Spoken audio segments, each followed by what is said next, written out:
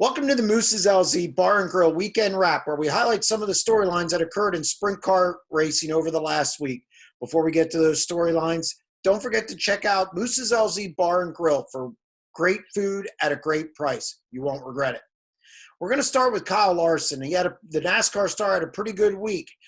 Last Tuesday, he finished second to Sheldon Haudenschild in the World of Outlaws event at Bridgeport Motorsports Park.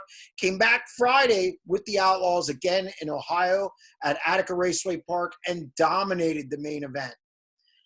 Was I surprised? No. In fact, I almost expect it now. Larson has certainly been fast this year, like every other time he gets in a sprint car. So far, he has 2 wins with the World of Outlaws and 6 top 5 finishes in 9 events. And he's a threat to win every time he rolls into the pit area, regardless if it's the Outlaws in Pennsylvania, All-Stars, or what the break is between his dirt events, whether he's going from a late model to a sprint car. Nothing seems to faze him. He's going to be contending for a win on most nights.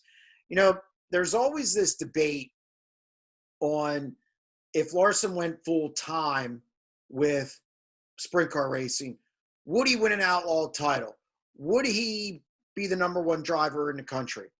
I mean, look, he basically answered that question a couple of years ago, where he was far and away the best driver in the country.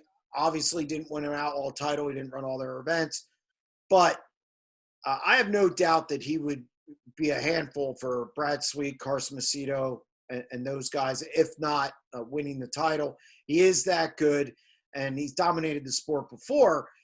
Even last year when he went part-time, he wins the Kings Royal, wins the Knoxville Nationals, and those are 2 of the biggest events on the schedule. So he would probably be ranked #1 in the sport again if he came back full-time, and it was his full-time job. So definitely, anytime Larson comes around, you can expect him to be contending for the win.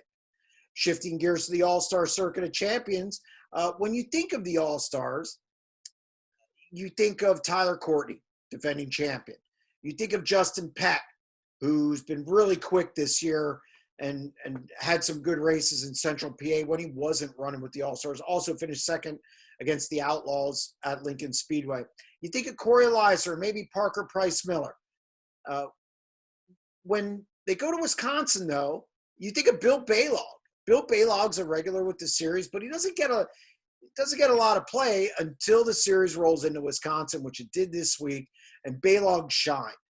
He earned his 3rd career All-Star victory on Saturday night at Plymouth Dirt Track at Sheboygan Fairgrounds.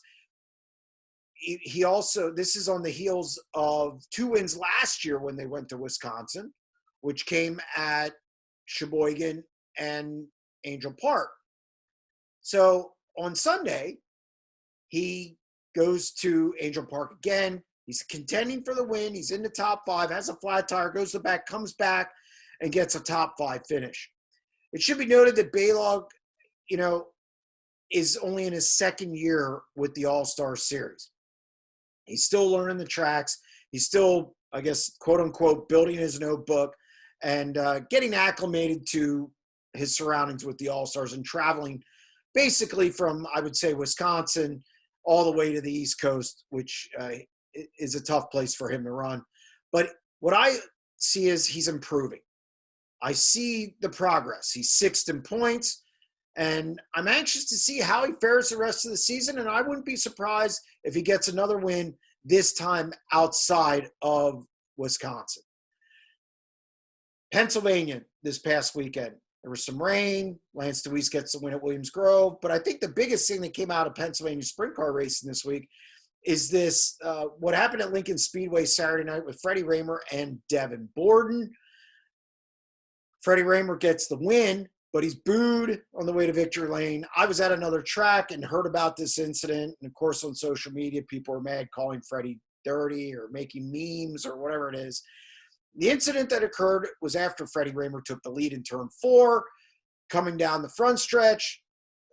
They were side by side. Freddie gets an advantage heading into tight turn 1.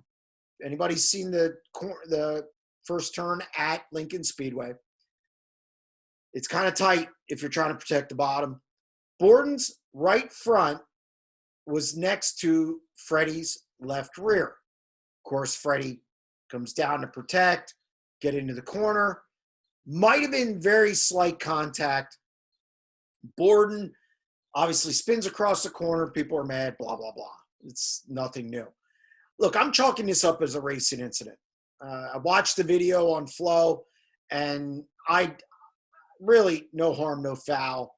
Rahmer gets his second win of the season at Lincoln, 20th overall. And the bottom line is this. There's no mirrors on these cars. Rahmer was past him. Rahmer had position, and he chopped down a little bit. That's sprint car racing. Go back to the 80s and 90s, I saw far worse.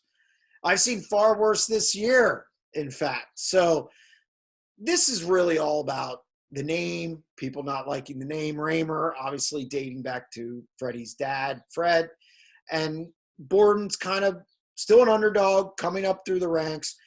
Borden probably should have tucked in behind Freddie, lived to fight another corner, maybe around the top, try and buzz around him, or wait another lap and make a bid for the lead. That didn't happen. Freddie goes and gets the win, and obviously people aren't happy. But this one's a little overblown and by some fans, and really it's not a big issue in my opinion. That's going to wrap up this edition of the Moose's LZ Bar and Grill Weekend Wrap. For more coverage of sprint car racing across the country, check out sprintcarlimited.com. A yearly subscription is $35, which includes results, features, a weekly podcast, and much more. We'll be back next week with another edition of the Moose's LZ Bar and Grill Weekend Wrap. Stay tuned.